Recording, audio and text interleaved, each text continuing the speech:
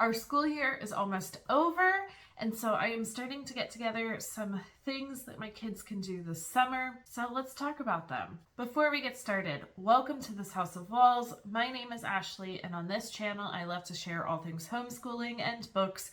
Today is homeschooling. So, like I said, this is going to be all things summer learning activity kind of stuff.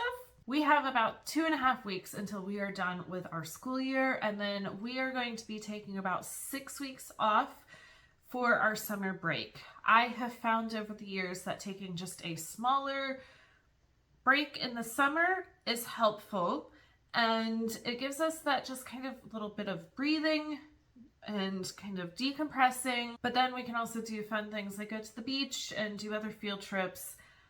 But then we're kind of ready to get back to a routine, and we take lots of breaks throughout the school year to make up for a shorter summer break. So this year I'm really wanting to keep it minimal with what we are doing for our summer break kind of learning.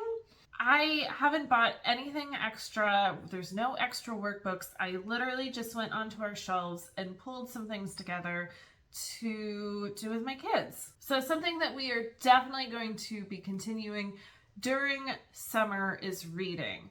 Now, right now, we don't have a family read aloud. I have been doing separate read alouds for each of my kids, but there are a couple books that we would like to read aloud together.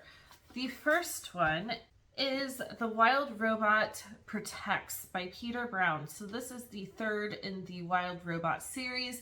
We absolutely love this series, and we're really excited to sit down as a family and see how the series ends. And then another one that I would like to read together is The Lost Library by Rebecca Stead and Wendy Mass.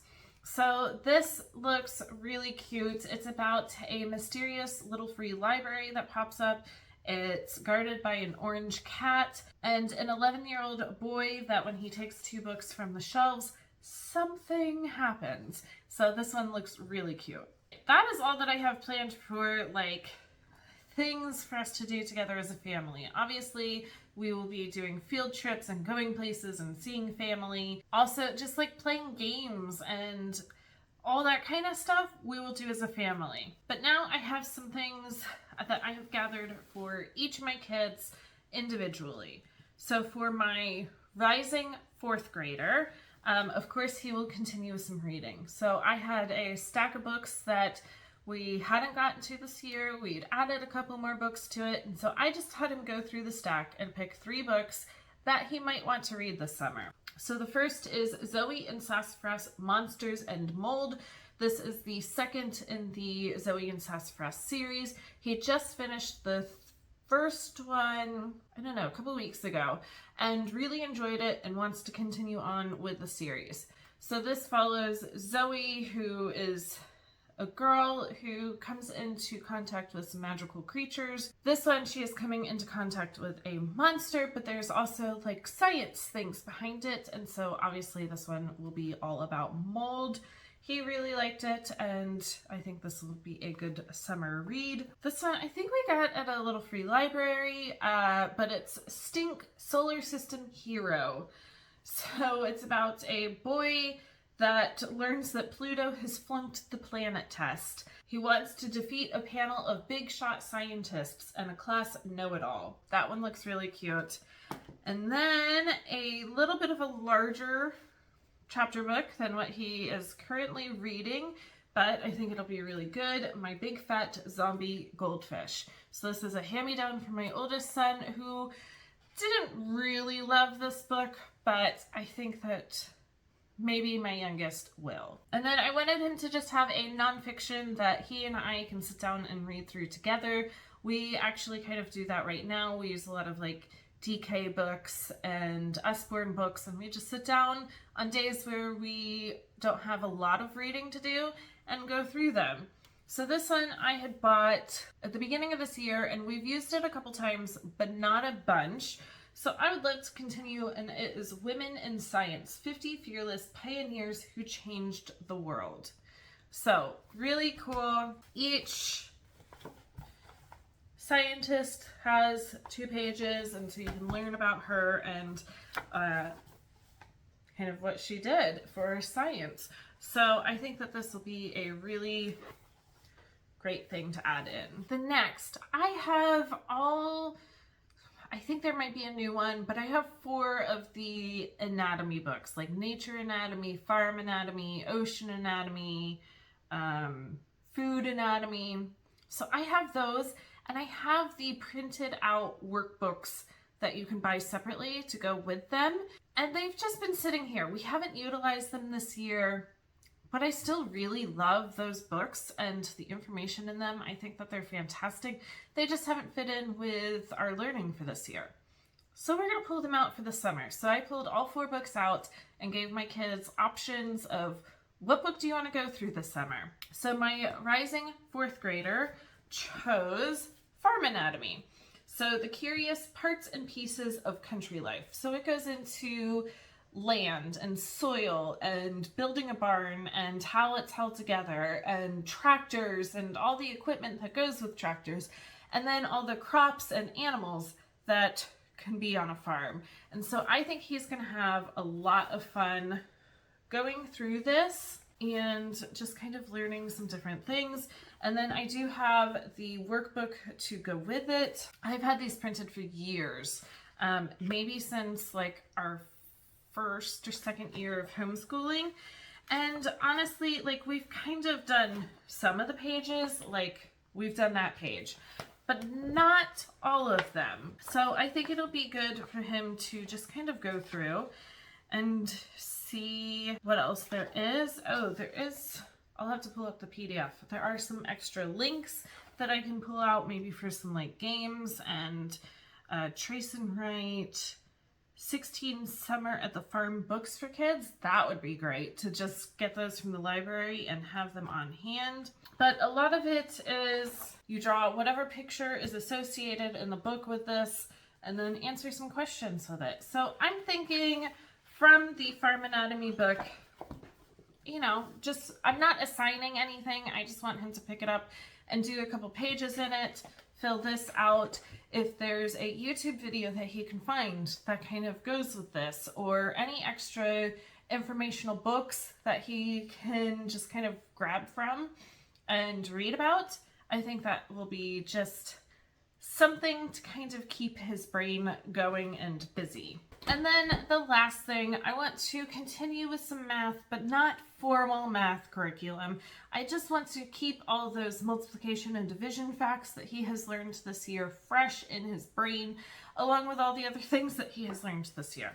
So I am basically just going to keep the instructor guide for Math with Confidence 3rd grade and pull out all of the fun games that is in here, and just kind of go from there and do games and fun activities with him. So now for my rising 8th grader. So very similar setup for my rising 4th grader, just with things for my rising 8th grader. So a couple of books that he can pick and choose from. So we have Artemis Fowl. We have watched the movie and really enjoyed it, but we've never read the book, so he can go through that. This one looks really cool and he's really excited about it. It is called Skeleton Creek. So read the book, uncover the mystery. So you read certain things in the book, but then it also will tell you, see if I can find. So it's just like little journal entries, but it has like things like Morse code. Oh, here we are. Okay, so it has links of like, go to this site, put in the password and watch the video, and it's all associated with this. So I love that like multimedia thing going on with this book, and I think that he's gonna really enjoy it. And then this I bought, and I just think that it sounds really cool. It is Explorer Academy, The Nebula Secret. So I think it's a series of 7, and I think that each one deals with like a different continent, I believe. And so you just, yeah, I think this one is probably for North America because it starts with a map. It has a map of Mexico. So there's some kind of mystery. That looks really cool. So again, I think that he's just gonna have fun going through this and reading a mystery and kind of learning about different places. Oh, that looks really cool. I love maps like this. So just a fun summer read for him to do. Then for a nonfiction, I just picked this up at our local used bookstore, and I think it sounds really cool. I've heard really good things about it. I think book 2 just recently came out, but that is Unstoppable Us: How Humans Took Over the World, Volume 1. This is from the same author as Sapiens, which are more resources that I would love to pick up sometime. But I think that this will be really good. We have done, ancient history, but I think this will dive a little bit more into how humans have really shaped and changed the world. So it's, kind of chapter book-like, but I think in a little bit of an interesting way, and I think that he'll like it. And then his anatomy book that he picked is Food Anatomy. I think he's going to love this. So this is The Curious Parts and Pieces of Our Edible World. We actually have never worked through this one, but I think he's going to really like it. Cutting up fruit and peanut powered and cracking up how to crack a peanut, how to fillet a fish. So we'll see. Oh, different types of butter. I think that he's just going to have fun kind of going through this, different types of hot dogs and toppings. And then again, I have the little notebook that goes with it. So again, he'll just pull out the page that goes with whatever pages he's in the book and do the activities for it. And then again, like watching cooking shows or getting into the kitchen and cooking some things on his own that go with what he's working on in here. I think he's gonna have fun with that. And then the last thing is math. So if you've seen any of my update videos this spring, he's been working through Life of Fred.